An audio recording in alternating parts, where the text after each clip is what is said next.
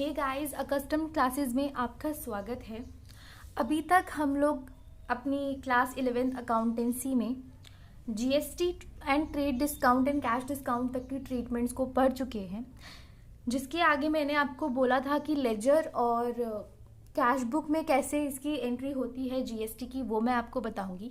उसी के साथ आपका एक सेट ऑफ का टॉपिक रहता है जिसमें हम लोग जीएसटी को सेटल करते हैं। ओके, वो उसकी बात हम उसके टॉपिक में करेंगे। अभी हम लोग स्टार्ट करेंगे what is the ledger posting. Okay, how should we do it, हम लोग कैसे करें लेजर पोस्टिंग जीएसटी की। तो देखो, सबसे पहले तो इसके बेसिक्स पे चलते हैं और हमारा बेसिक्स ये कहता है कि इनपुट जीएसटी जब हम इसको जर्नल में रिकॉर्ड करना स्टार्ट करते हैं तो किन अकाउंट्स के नाम से इसको एंटर करते हैं। अब अकाउंट्स आप समझते होगे कि आप नाम दे देते हो कि किस नाम से आप अपने अकाउंट्स की बुक्स में इसको एंटर करने वाले हो। ओके, तो हम लोग किस नाम से रिकॉर्ड करते हैं, input CGST account and input SGST account in the case of intra state transactions. Okay, लेकिन अगर इनपुट आईजीएसटी दे रखा है तो इनपुट आईजीएसटी का अकाउंट बनता है अकेला। ओके, अब मैंने आपको बताया था बिकॉज ये इनपुट जीएसटी हमें सरकार से इसका बेनिफिट मिलता है। ओके, हमें ये पता है कि अभी मेरा एक्सपेंस हो गया जीएसटी का, लेकिन आगे जाके मैं इसको कैंसिल कर लूंगा, आगे जाके मुझे इसका बेनिफिट जरूर मिलेगा। अब उसका बेनिफिट क्या होता है, वही सेट ऑफ होता है। ओके, तो अब क्योंकि ये एसेट के नेचर का है और हम सबको पता है कि अगर एसेट का नेचर मैं फॉलो करती हुई चलूँ तो जब एसेट इंक्रीज होता है तो मैं उसको डेबिट करती हूँ और जब एसेट डिक्रीज होता है तब उसे क्रेडिट किया जाता है। ओके, तो हमारे पास एक एग्जाम्पल है, मैंने आपका एग्जाम्पल लिया है फॉर मशीनरी, क्योंकि गुड्स आप फिर इसी उसमें कहीं रह ना जाएं कि सिर्फ गुड्स के साथ ही हमारा जीएसटी का ट्रांजैक्शन होता है। नहीं, अगर आप कोई एसेट भी कर रहे हो या फिर any kind of expense you are doing तो उस भी केस में इनपुट जीएसटी का जरूर एंट्री आपकी बुक्स में जरूर होती है। ओके, तो एक ट्रांजैक्शन है purchase machinery for 1 lakh at the rate 12% GST. Okay, अब एक पहला केस हमारे पास ये है जिसमें पहला केस मेरा ये कहता है कि मैं अलग अलग एंट्रीज करूं सीजीएसटी और एसजीएसटी की। ठीक है, तो उसमें भी केस में बताऊंगी, और अगर आप जब एक सोल आईजीएसटी को लेके चलते हो तो उसमें एंट्री कैसे होती है वो भी आपको बताई जाएगी। तो देखो, हमारी एंट्री कैसे बनी। एंट्री बहुत बेसिक सी है, अभी तक आपको बहुत अच्छे से समझ में आ गई होगी। Okay, machinery account debited 1 lakh, input CGST account debited 6000। Okay, and input SGST account debited 6000 to cash account. Okay, now हमने जीएसटी की अमाउंट निकाली 12% ऑफ 1,12,000 और उसको आप लोग हाफ में डिवाइड कर देंगे। ठीक है, अब इसकी पोस्टिंग कैसे होगी, मैं इसको केस 1 और इसको केस 2 लेती हूँ। ठीक है, ताकि आपको समझ में आए। तो केस 1 में सबसे पहले मेरे पास आता है machinery account. Machinery account is your fixed asset. ठीक है, मशीनरी आपकी फिक्स्ड एसेट होती है और जब machinery as an asset increase होती है तो आपका अकाउंट डेबिट होता है। तो मैं मशीनरी के अकाउंट के पास जाऊंगी और उसके डेबिट साइड की तरफ जाऊंगी और वहां लिखूंगी क्या, टू कैश अकाउंट। समझ में आया है ना, क्योंकि मशीनरी के बदले में कौन सा अकाउंट जो था वो क्रेडिट होगा। ठीक है, उसके अकाउंट में कौन सा दूसरा अकाउंट जो था वो जो उसको सेटल करने के लिए रिवर्स एंट्री लेकर आया था। लेकिन इसमें मैं अमाउंट कौन सी डालूंगी बताओ जरा। अमाउंट क्या मेरी कैश की डलेगी? नहीं, जो मेरी मशीनरी की वैल्यू है वो डलेगी।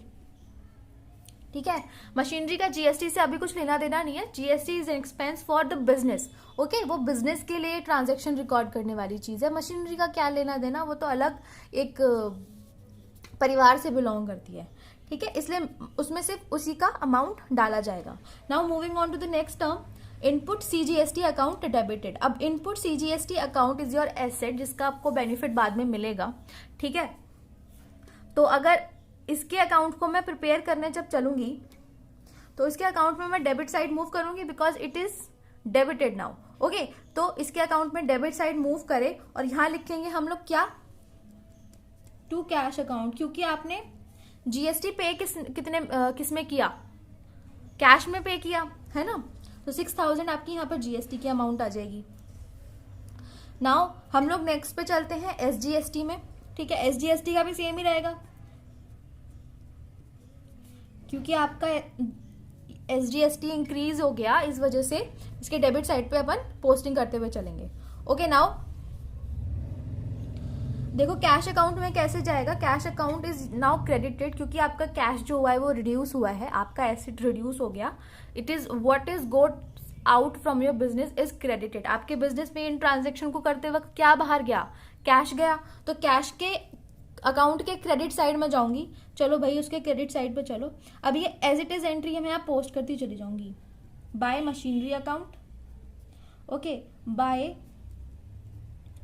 Input CGST account, by SGST account debited. Okay, तो अब इसमें हम लोग इनकी कंसर्न अमाउंट लिख देंगे 1,00,000, 6,000 एंड 6,000। ठीक है, ये इसकी एंट्री हो गई। अब सेकंड केस में आते हैं हम लोग। ये मेरी फर्स्ट के केस की थी सारी की सारी। ओके, अब सेकेंड एंट्री के केस में आते हैं। सेकेंड एंट्री में देखो, अब आईजीएसटी है, सिर्फ मेरा दो पार्ट में डिवाइडेड नहीं है टैक्स, सिर्फ इनपुट आईजीएसटी के नाम से इसको एंटर किया जाएगा। तो इसमें देखो ट्रांजैक्शन कैसे होगी। अब इसकी मशीनरी अकाउंट को फिर मैं डेबिट करूंगी, मशीनरी अकाउंट के मैं फिर डेबिट साइड चलूंगी, क्योंकि मेरा मशीन इंक्रीज हुआ है। ठीक है, तो 2 यहाँ पर फिर से लिखा जाएगा कैश अकाउंट। ठीक है, क्योंकि मशीनरी आई किसके बदले में है, कैश के बदले में। ठीक है, सेकेंड में हम लोग चलते हैं इनपुट आईजीएसटी के कॉलम में। ठीक है, अब इनपुट आईजीएसटी भी मेरा एसेट है, क्योंकि इसका बेनिफिट मुझे बाद में मिलेगा। यदि आपको ये समझ में नहीं आ रहा है, अगर आपको ये टर्म समझ में नहीं आ रही है, सेड एज एन एक्सपेंस, जो आपका एक्सपेंस था वो इंक्रीज हो गया, लेकिन ट्रीटेड एज अ ऐसा एक्सपेंस जिसका खर्चा अभी आपने तो कर दिया, लेकिन बाद में ये आपको वापस मिल जाएगा। ठीक है, तो वो एक तरीके से फायदा ही होता है ना। वो कहते हैं ना, अमेजोन पे स्कीम चलती है कि आप इसको खरीदो इसकी कॉस्ट पे, लेकिन इसका बाकी का पैसा आपको वापस हो जाएगा और आपको प्रोडक्ट 1 रुपए का मिलेगा। ठीक है, इस तरीके से स्कीम को लेके चलो, तो वो आपका एसेट ही हुआ, भले ही आपने एक्सपेंस किया लेकिन आपका एसेट हुआ, है ना। तो अब इसके भी हम लोग डेबिट साइड पे चलेंगे और यहाँ डाल देंगे कैश, क्योंकि मैंने जीएसटी पे किस में किया, कैश में 12,000। नाउ सी हमारा कैश अकाउंट में क्या जाएगा, हमारे कैश अकाउंट में हम लोग यहाँ सिंपल लिख देंगे, बिकॉज कैश का आउटफ्लो हुआ है, तो यहाँ सिंपल आ जाएगा मशीनरी अकाउंट, जिसमें 1,00,000 की अमाउंट आ जाएगी, और यहाँ पर आ जाएगा बाय इनपुट आईजीएसटी अकाउंट 6,000। देखा कितना सिंपल था, है ना।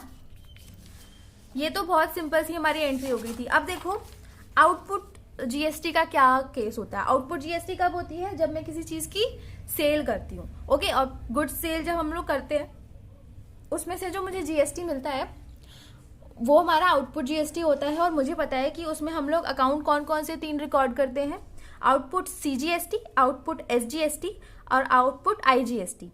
ठीक है, और इसकी लायबिलिटी का नेचर क्या होता है कि अगर लायबिलिटी इंक्रीज होती है तो उसे क्रेडिट किया जाता है उसके अकाउंट को, और अगर डेबिट डिक्रीज होती है तो उसको डेबिट किया जाता है।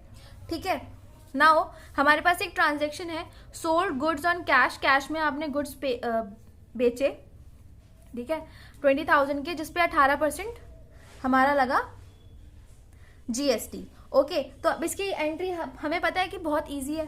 ठीक है, cash account debited to sales account और टू आउटपुट सीजीएसटी इसलिए हुआ क्योंकि आपकी लायबिलिटी है।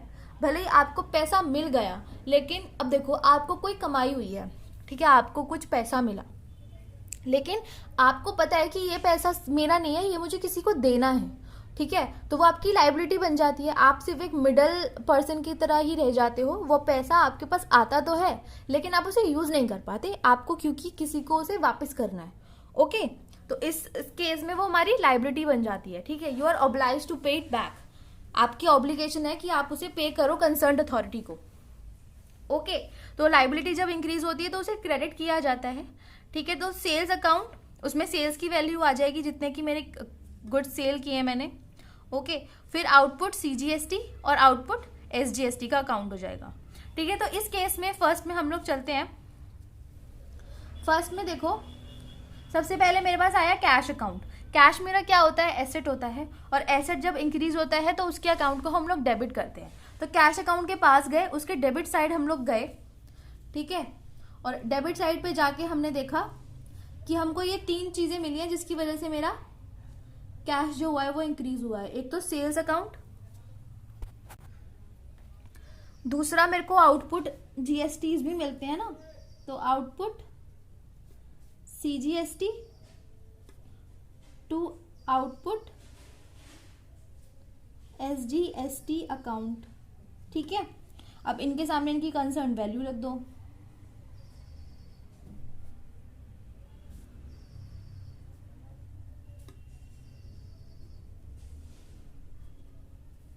ओके,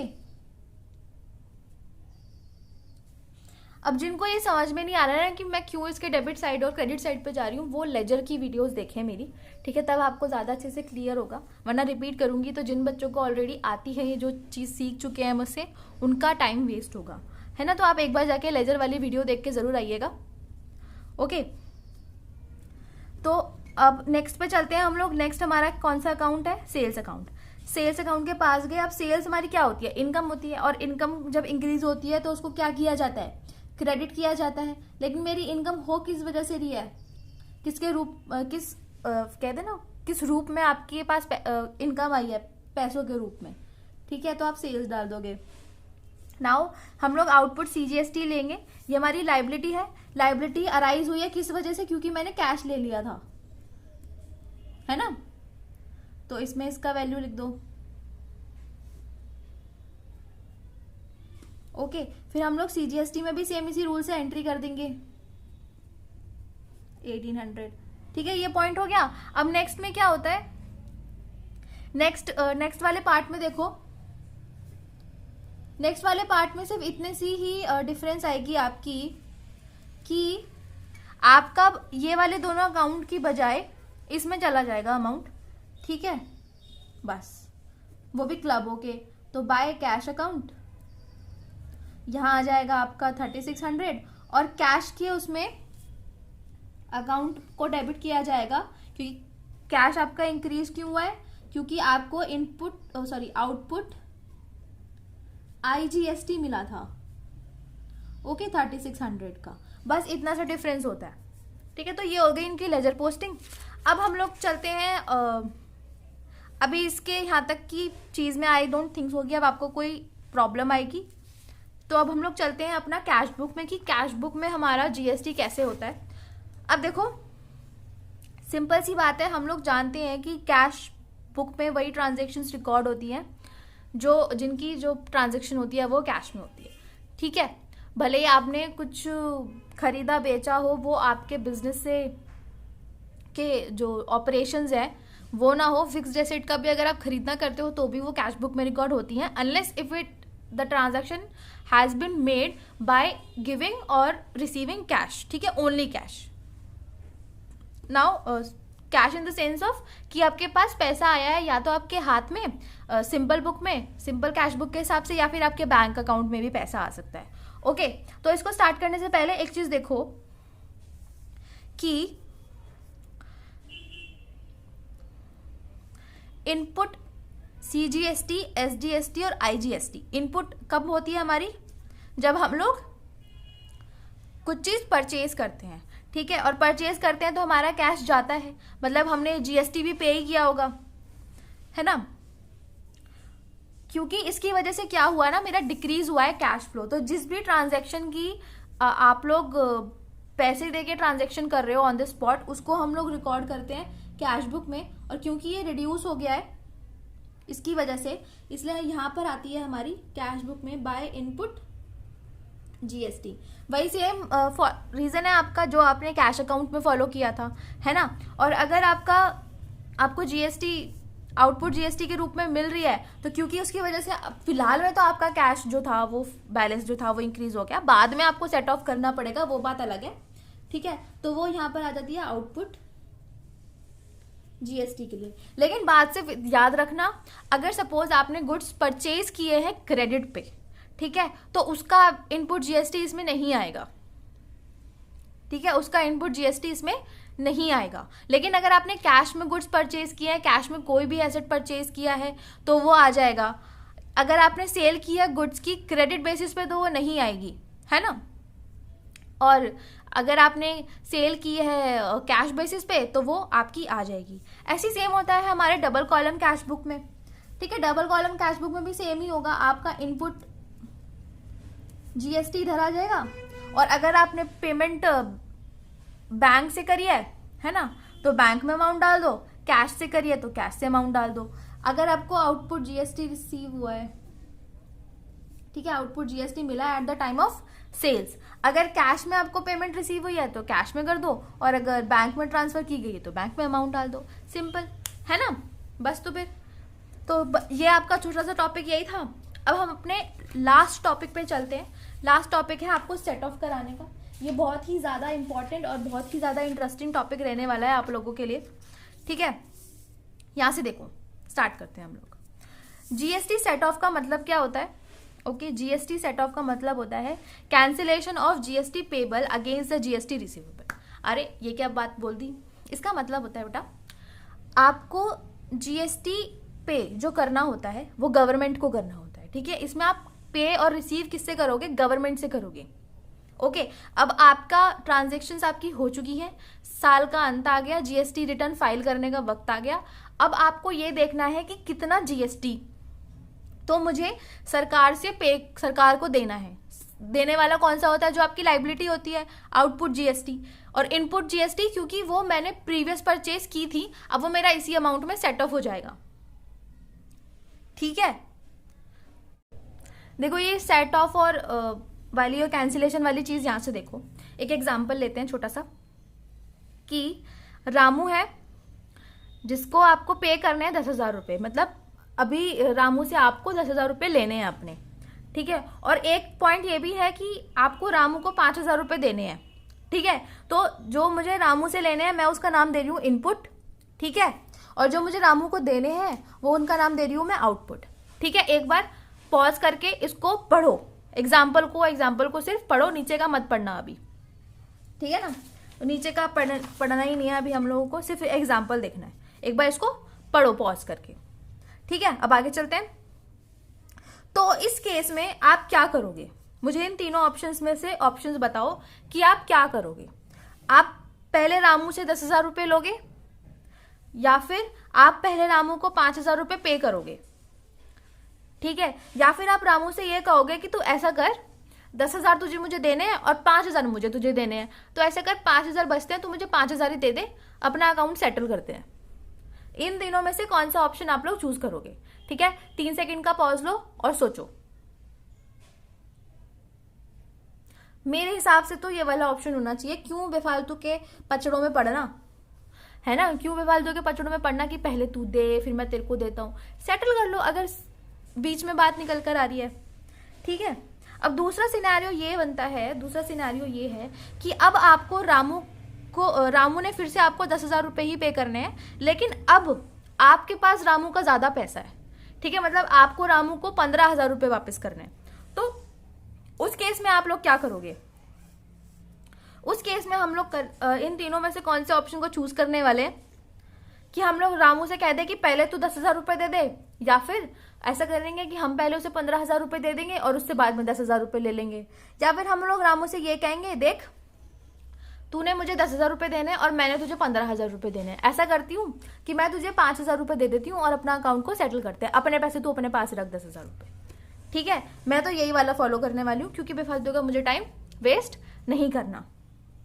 ठीक है, तो आपने क्या किया, आपने अपने एसेट में से अपनी लाइबिलिटी को सेटल करते हुए चले। ठीक है, अपने एसेट में से अपनी लाइबिलिटी को सेटल करते हुए चले। अब हम लोग कैसे इसको देखते हैं। चलो अब सेट ऑफ जीएसटी के उसमें चलते हैं। चलो अब देखते हैं कि जीएसटी सेट ऑफ होता कैसे है। ठीक है, सबसे पहले ये केस देखो, हम लोग स्टार्ट कैसे करते हैं, ध्यान से हर एक चीज को पढ़ना। ओके, और ध्यान से हर एक चीज को सुनना। सबसे पहले हम लोग स्टार्ट कहाँ से करते हैं? हम लोग स्टार्ट करते हैं इनपुट आईजीएसटी से। ठीक है, अगर हमारे पास इनपुट आईजीएसटी है सेट ऑफ करने और आउटपुट IGST है सेट ऑफ करने के लिए, तो हम लोग उनके पास चलते हैं। ठीक है, पहला केस हमारे पास आता है कि जब हमारे पास इनपुट IGST आउटपुट IGST से ज्यादा हो। ठीक है, मतलब हमारे पास एसेट ज्यादा हो, हमें सरकार से ज्यादा मिलेगा और हमें सरकार को कम पे करना पड़ेगा। ठीक है, तो उसमें हम लोग कैसे फॉलो करते हैं, सबसे पहले हम लोग IGST को, इनपुट IGST को लेके चलते हैं अपना आउटपुट IGST को सेटल करवाने। ठीक है, पहले उसी के मिलते जुलते नाम वालों के पास लेके चलते हैं उसे।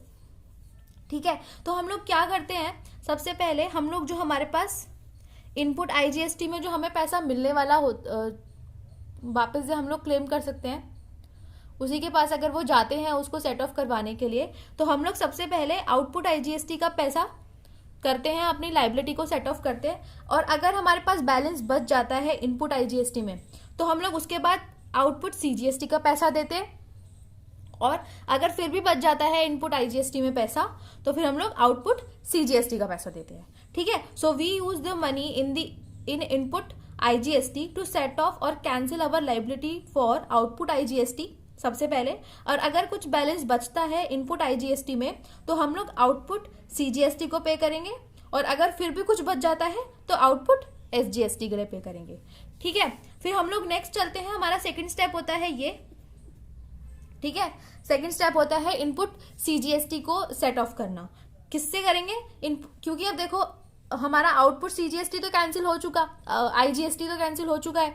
ठीक है, अब मेरे पास बचेगा क्या, आउटपुट CGST और आउटपुट SGST। अगर इसमें कुछ पैसा बचता है, लाइबिलिटी मेरी अभी भी बचती है इसके सेट ऑफ करने के बाद भी, ठीक है, तो ठीक है, वरना हम लोग जो इनपुट CGST का पैसा है वो यहाँ पर लाके सेट ऑफ कर देंगे, और उसका मैं पैसा स्टेट गवर्नमेंट को नहीं देती, इसलिए स्टेट वाला जो GST होता है, SGST जो होता है, उसको सेट ऑफ नहीं किया जाता।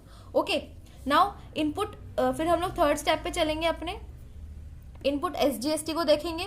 उसमें हम लोग अब पैसा जाएंगे, क्योंकि हम लोग CGST को तो देंगे नहीं पैसा, और IGST मेरा पहले से ही सेट ऑफ हो चुका है। ठीक है, मैं उसको अपने IGST इनपुट IGST से सेट ऑफ कर चुकी हूँ, इसलिए मैं सिर्फ स्टेट वाले का पैसा दूंगी और अपना बैलेंस अपने पास रखूंगी। ठीक है, तो ये तो होता है इस वाले केस में। नाउ हम लोग नेक्स्ट केस में चलते हैं, जहां पर हमारा इनपुट IGST जो होता है वो आउटपुट IGST से कम होता है, मतलब कि हमें सरकार को पे ज्यादा करना है लेकिन हमें सरकार से बेनिफिट कम का मिलेगा। ठीक है, तो अब उसको कैसे सेटल करते हैं, सबसे पहले जो हमारे पास इनपुट IGST में जो पैसा है हम उसको लेके निकल पड़ते हैं अपनी आउटपुट IGST की लाइबिलिटी को सेट ऑफ करने के लिए। ओके, तो देखो, क्योंकि जब हम लोग आउटपुट IGST के लिए पे कर देते हैं और कोई बैलेंस नहीं बचता, ठीक है, क्योंकि अब ये कम है इससे, तो इसका मतलब है कि जब मैं इसके बैलेंस में से निकाल दूंगी तो मेरे पास बैलेंस पॉजिटिव में तो IGST का नहीं बचेगा, है ना। जैसे सपोज अब यहाँ पर आपके पास 10,000 देने को थे, लेकिन आपको यहाँ पर सिर्फ 5,000 आपके पास थे बेनिफिट का, तो अगर आप इसमें से पे कर दोगे तो इवन इसमें बच जाएगा। ये सॉर्ट ऑफ करने के लिए तो आपके पास कुछ बचेगा ही नहीं, है ना।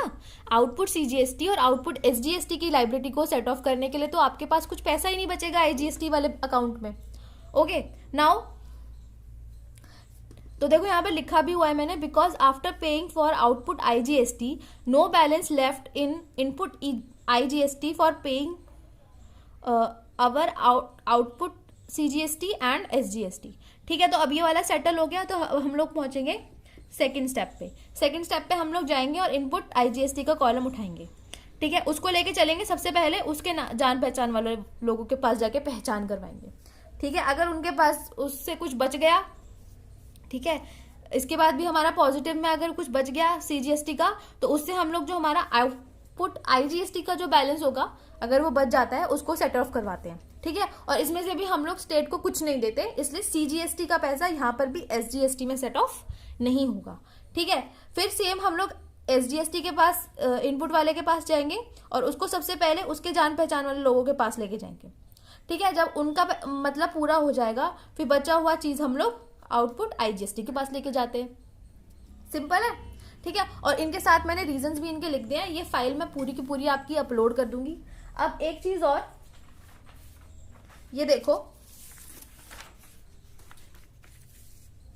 ये आपके जीएसटी का कुछ क्वेश्चंस मैंने बनाए हैं, ये आपके लिए मैं अपलोड कर दूंगी, टेलीग्राम ग्रुप पे भी डाल दूंगी, ठीक है। अगर कोई क्वेरी है तो कमेंट ज़रूर कीजिएगा, पसंद आए तो लाइक ज़रूर कीजिएगा और चैनल को सब्सक्राइब ज़रूर कीजिएगा, ताकि मैं ऐसे ही वीडियोस आपके लिए और डालती रहूं और आपकी स्टडी में आपको मदद करती रहूं। तो अब हम लोग अपने नेक्स्ट टॉपिक के साथ मिलेंगे, जो कि होगा हमारा परचेज बुक, ठीक है। मैं आपको परचेज बुक और purchase return book with and without GST एक ही साथ करवाने वाली हूँ, ठीक है। तो बार बार रिपीट करने की हमें जरूरत नहीं पड़ेगी। ओके, तो अब हम लोग मिलेंगे अपने नेक्स्ट टॉपिक पे, तब तक के लिए हैव अ गुड डे।